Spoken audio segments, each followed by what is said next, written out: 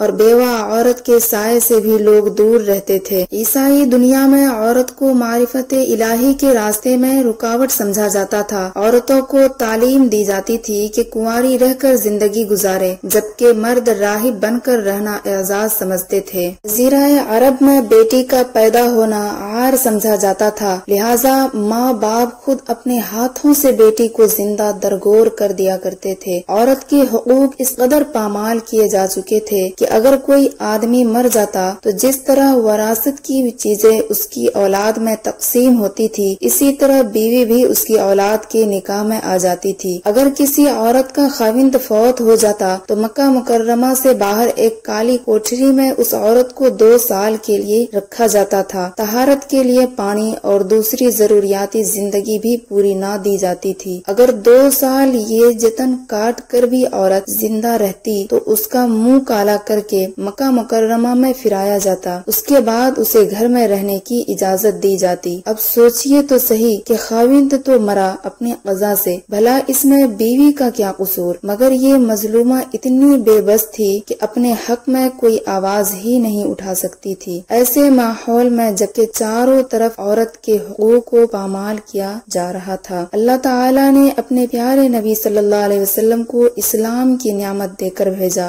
آپ صلی اللہ علیہ وسلم دنیا میں تشریف لائے اور آپ صلی اللہ علیہ وسلم نے آ کر عورت کے مقام کو نکھارا۔ یہ ہے وہ اللہ کے بندے جو آج ہمیں اتنی عزت دلائے۔ بتلایا کہ اے لوگوں، اگر یہ بیٹی ہے تو تمہاری عزت ہے، اگر بہن ہے تو تمہارا ناموس ہے، اور اگر بیوی ہے تو زندگی کی ساتھی ہے، اگر ماں ہے تو اس کے قدموں میں تمہاری جنت ہے۔ اور اس وقت سے آج تک عورتوں کی عزت ہو رہی ہے۔ ہمیں اللہ تعالیٰ کے اور ہمارے پیارے نبی صلی اللہ علیہ وسلم کے شکریہ ادا کرنے چاہیے کہ اللہ تعالیٰ نے ہمیں اتنی عزت دیے، آج ہماری اتنی رسپیکٹ ہے۔